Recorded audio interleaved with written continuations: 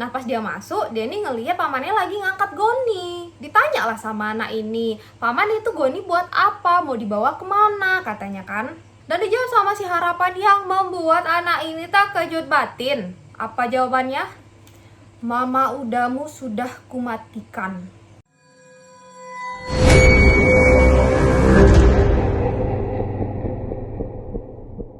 Halo friend, assalamualaikum warahmatullahi wabarakatuh. Ketemu lagi kita ya. Pembahasan kita kali ini masih sama friend sama yang sebelum-sebelumnya. Kita akan membahas tentang kasus kriminal. Tapi kalau misalnya friend-friend aku nih punya ide terus yang pengen aku bahas gitu kan, atau mungkin tentang sejarah atau apa, boleh dicantumin di kolom komentar ya. Kita akan membahas tentang kasus kriminal yang kali ini tuh berasal dari Sumatera Utara, yang mana ada seorang suami yang tega memutilasi istrinya hanya karena dia tuh izin sama istrinya nih untuk berpoligami, tapi nggak dikasih nih sama suaminya. Nggak dikasih izin sama si istrinya, dan dia ngamuk, akhirnya mutilasinya istrinya. Ada nih gila-gilanya. Jadi tanpa berlama-lama akan kuceritakan cerita lengkapnya. Skoy, masuk kita cekidot. Jadi cerita ini tuh berawal pada tanggal 11 November 2022 kemarin, friend. Itu masih baru ya. Jadi ada nih laki-laki namanya itu Marnangko Munte. Dia ini warga dusun Lumbang Sonan, Desa Pasaribu, Kecamatan Dolok Sanggul, di Kabupaten Humbang Hasudutan, Sumatera Utara. Jadi si Marnangko ini tuh lagi nggak bisa tidur, friend, karena dia ada dengar orang yang kayak lagi motong-motong kayak gitu kan, heboh ya. Apalagi kayak misalnya di posisinya tengah malam, kan hening kan. Jadi kalau misalnya ada orang beraktivitas, jelas lah ya suaranya tuh lebih agak heboh gitu daripada siang hari. Jadi si Marnangko ini tuh sedikit terganggu nih sama suara yang kedenger itu. Dan suara ini kedengeran tuh sampai jam 3 pagi loh ya. Kayak itu kan jam-jamnya orang tidur kan. Berarti kalau misalnya udah jam 3 pagi tuh udah memasuki tanggal 12 November. Udah bukan tanggal 11 November lagi. Rupanya suara yang dia denger itu tuh berasal dari rumah tetangganya dia, friend, yang bener-bener tetangga dia, yang kayak dempet banget ke rumahnya gitu. Jadi di sini rumah dia, di sini rumah tetangganya. Ya jelas kedengeran kan suaranya tuh.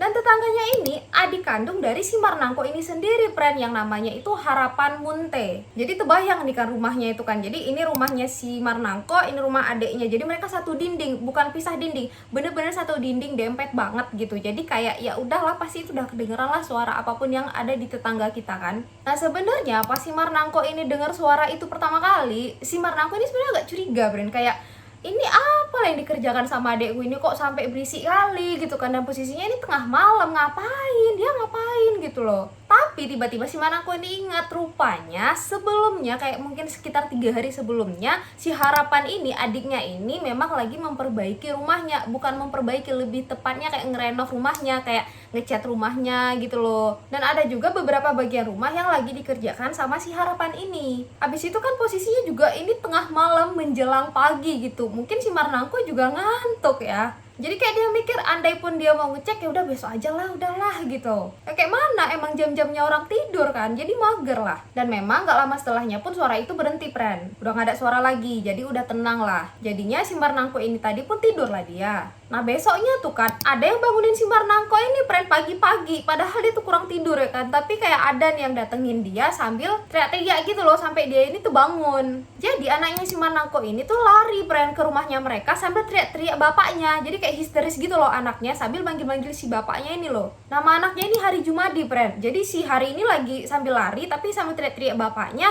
dan mukanya tuh pucat kali. Muka-muka orang panik gitu, dan muka-muka ketakutan kayak mana. Apa si Marnangko ini bangun, ditanya ya lah anaknya ini ya kan, kenapa anakku kok teriak-teriak pula gitu. Mulailah si Hari ini tuh cerita, friend, ke ayahnya kenapa dia bisa sampai ketakutan gitu. Mukanya juga panik kali loh, pucat loh dia. Jadi dia ini pas di jam 7.30 mainlah dia nih ke rumah pamannya yang sebelah tadi nih, yang si Harapan Munte. Nah pas dia masuk, dia nih ngeliat pamannya lagi ngangkat goni. Ditanya lah sama anak ini, paman itu goni buat apa? Mau dibawa kemana? Katanya kan. Dan dijawab sama si Harapan yang membuat anak ini tak kejut batin. Apa jawabannya? Mama udamu sudah kumatikan, katanya, friend. Ya si Jumadi apa nggak kejang-kejang dengar itu. Terus nih ya yang gilanya lagi, kan dia tuh lagi berdiri sambil ngangkat goni kan. Turun dia kan, dikeluarkannya isi dari dalam goni tadi. Kalian tahu itu apa? Kaki istrinya.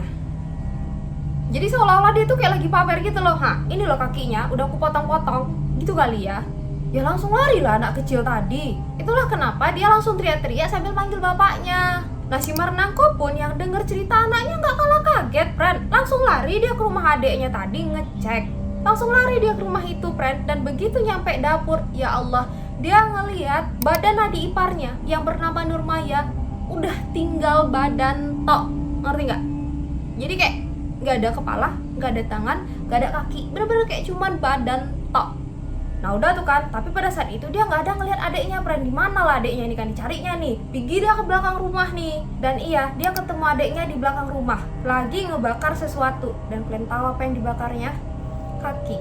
Yang dibawanya pakai karung goni tadi nih, yang isinya kaki tadi. Itulah yang lagi dibakarnya di belakang rumahnya dia. Dan si Marnangko pada saat itu emang langsung nelfon polisi, friend. Walaupun adik sendiri kan kalau udah gila kayak gitu udahlah cari aman aja lah gitu kan. Nah langsung diteleponnya polisi pada saat itu sekitar jam 9 pagi. Ya otomatis lah ya kan, kejadian ini bikin warga sekitar geger kan. Warga pun berbondong-bondong nih mendatangi rumahnya si Harapan ini, friend. Biasalah ya warga.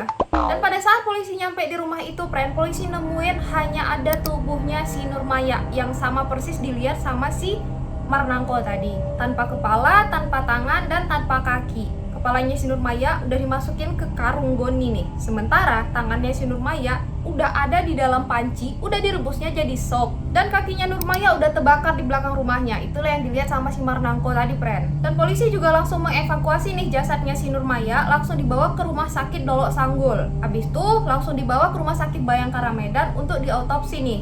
Dan polisi juga saat itu menemukan barang bukti, ada kapak yang gagangnya kayu tuh udah berumuran darah gitu, friend. Terus ada 2 pisau, 1 celurit, korek api, sarung, dan pakaian bekas terbakar. Dan terakhir ada handphone bermerek Samsung berwarna putih yang udah berlumuran darah. Sementara itu, si Harapan juga langsung dibawa, friend, ke Polres Hambang Hasundutan untuk menjalani pemeriksaan. Dan begitu ditanya di ruang interogasi pun, si Harapan ini tuh nggak ada nyala sama sekali. Dia juga nggak berbelit-belit. Begitu nyampe ditanyain, dia juga langsung ngaku semuanya. Jadi menurut pengakuan si Harapan ini, kronologi kejadiannya tuh gini, friend. Sehari sebelumnya itu sekitar jam 10 pagi nih di hari Jumat, di tanggal 11 November 2022 itu. Karena kan kejadiannya ini kan ketahuannya di tanggal 12 kan. Nah di tanggal 11 ini tuh kemarinnya. Jadi mereka berdua ini tuh perang besar, friend. Kayak berantem gitulah, cekcok. Yang memicu si Harapan ini tuh jadi naik pitam. Pas lagi berantem hebat gitu kan dikuncikannya istrinya di dalam kamar, dikunci dari luar gitu. Pergi dia ke dapur, friend. Dan tujuannya ke dapur ini tuh untuk ngambil pisau.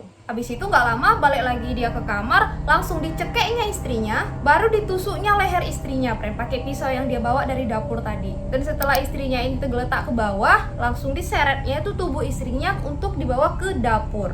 Dan begitu nyampe dapur pun, dia ini masih menusuk dada istrinya tuh 2 kali, friend. Jadi udah ditusuk di leher, pas nyampe dapur pun ditusuknya lagi 2 kali. Dan sekitar jam 7 malam, nah mulailah dia ini beraksi, friend. Dari situlah dia mulai untuk memutilasi istrinya. Yang pertama dieksekusinya adalah bagian kepala, friend.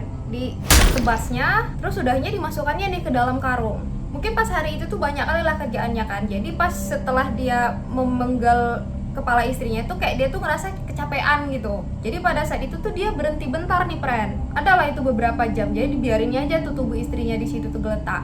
Dan dia pun pergilah ini istirahat, friend. Nah, sekitar jam 11 malam lanjut lagi dia untuk memutilasi badan istrinya tadi. Mulai dia memotong tangan istrinya, friend. Nah, disinilah si tangan ini tuh langsung dia potong-potong, dimasukin ke dalam panci, langsung dibuatnya jadi sop pada saat itu juga. Dan bumbunya juga lengkap ya, bukan cuma sekedar direbus gitu aja, enggak. Kayak mana orang masak sop, kayak gitulah yang dibuatnya. Nah, setelah dia masak sop tadi, baru dia balik lagi, mulailah dipotongnya kaki si Nurmaya tadi. Jadi kepala udah, tangan udah, kaki udah. Nah, di situ dia kecapean lagi, friend. Setelah dipotongnya kaki istrinya, barulah dia masuk ke kamar, tidur dia, istirahat dia dulu. Capek, bos. Jadi sebenarnya apa nih motif dia membunuh istrinya sampai tega mutilasi loh ya, separah itu. Kalau gitu kita bahas dulu nih, friend, tentang kehidupan rumah tangga si Harapan Munte ini. Masuk. Si Harapan ini tuh berusia 44 tahun, friend. Dan dia tuh bekerja sehari-hari itu sebagai penarik beca. Dan istrinya bernama Nurmaya Situmorang yang berusia 43 tahun, dan pekerjaan si Nurmaya ini adalah seorang petani. Mereka ini menikah pada tahun 2011, friend. Berarti udah 11 tahun nih ya mereka bareng. Sebenarnya kehidupan mereka ini tuh biasa aja, friend. Kayak adem ayem lah. Jarang lah mereka ini berantem, friend. Gak ada KDRT juga. Tapi memang sayangnya mereka ini nggak dikaruniai anak. Sampai akhirnya mereka memutuskan untuk mengadopsi seorang anak. Yang pada saat kejadian itu tuh anaknya ini masih berusia 3 tahun, Pren. Jadi masih kecil lah ya. Jadi, Pren, rupanya si Harapan ini tuh mempunyai riwayat kelainan jiwa. Bahkan dia udah mengalami kelainan jiwa ini sebelum dia menikah sama si Nurmaya ini. Dia juga sempat loh dirawat di rumah sakit jiwa. Dan pada tahun 2004 dia bahkan pernah nusuk seorang tukang pijit. Pas lagi tukang pijit ini tuh mijet dia, ditikamnya si tukang pijit tadi. Tapi pada saat itu dia nggak dipenjara, Pren, karena memang terbukti kalau dia sedang mengalami gangguan jiwa pada saat itu. Itulah dia langsung dibawa ke rumah sakit jiwa untuk mendapatkan perawatan. Nah, menurut pengakuan kakaknya, si Marnangko tadi tuh, gangguan jiwa ini udah dialami sama si Harapan ini dari dia masih kecil kali. Saat usianya mungkin pada saat itu sekitar 1,5 tahun, Pren. Pada saat itu ada kejadian ledakan gas yang besar kali yang ngebuat si Harapan ini tuh terpental jauh, Pren, dan kepalanya ini ngebentur gas yang lagi kena api itu. Jadi bagian kepala belakangnya itu emang terbakar gitu loh, Pren. Dan sebelum kejadian pembunuhan itu, istrinya si Nurmaya memang ada, Pren, cerita sama keluarga. Dia bilang kalau penyakit suaminya ini tuh kumat lagi gitu loh. Dan pada saat itu kakak iparnya pun ngasih nasihat nih ke si Nurmaya, tolong ya kau dek, kalau misalnya tuh ada apa kayak pisau-pisau di rumah kalian itu kau sembunyiin ya, itu bahaya kali soalnya kalau dia lagi kumat gitu. Dinasehatin tuh sama kakak iparnya, kayak diingetin gitu si Nurmaya ini, karena mungkin ya mereka lebih paham lah kan kondisi adeknya nih cemana. Tapi sayangnya kejadian naas itu tetap terjadi sama Nurmaya. Dan pada saat si Harapan ini tuh diinterogasi sama polisi mengatakan kalau si Harapan ini tuh normal kok kelihatannya, dan dia juga bisa menjawab dengan mudah pertanyaan-pertanyaan yang diajukan sama polisi, penyidik maksud aku ya. Jadi setiap penyidik nanya ya dia jawab gitu, nggak kayak orang linglung gitu kok, enggak. Jadi emang dia tuh bener-bener kelihatan normal nih, sehingga polisi tetap akan menjerat si Harapan sesuai dengan ketentuan yang sudah berlaku.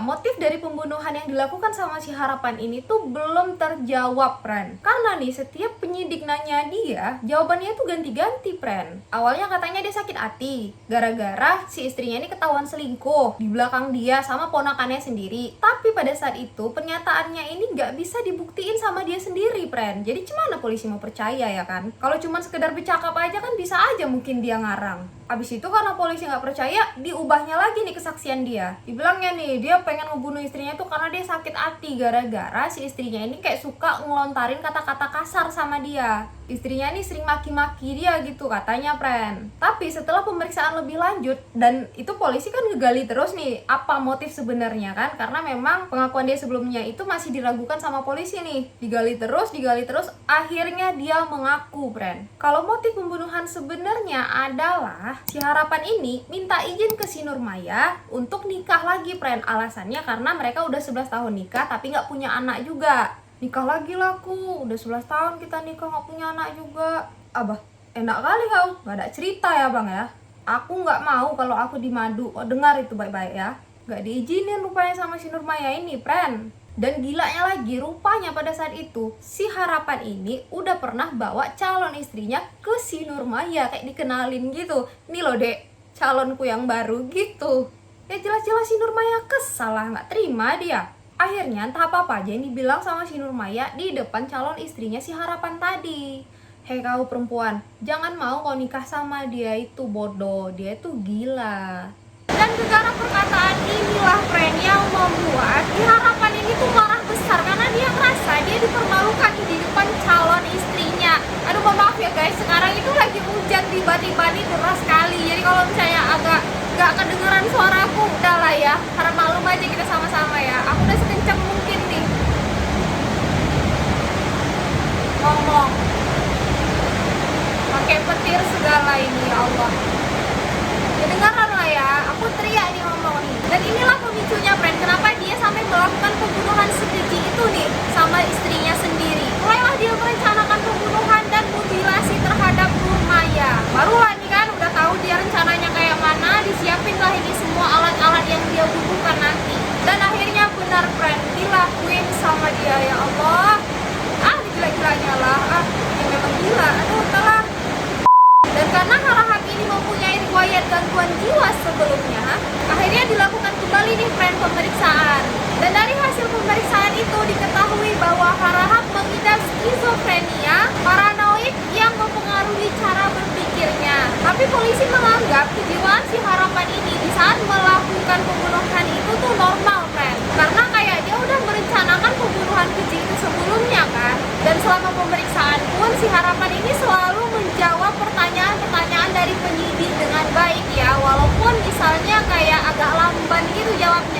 tapi dia bisa jawab. Dan polisi juga melakukan rekonstruksi TKP, ada sekitar 31 adegan friend, dan semuanya itu berdasarkan pengakuannya si Harapan Munte ini. Dan akhirnya dia dijerat dengan pasal pembunuhan berencana dengan ancaman hukuman seumur hidup atau hukuman mati. Ya kayak gitulah friend cerita kita hari ini. Kayak mana menurut kalian? Aku udah gak ngerti lagi sama manusia ini. Kayaknya aku lebih takut sama manusia daripada sama hantu sekarang nih. Ngeri-ngeri kali manusia sekarang, ya Allah. Kita banyak-banyak istighfar ya friend, jangan aneh-aneh. Dan lagi-lagi aku selalu ngedoain semoga kita selalu didekatkan dengan orang-orang yang baik, dan tentunya kita juga harus baik dulu ya. Kalau gitu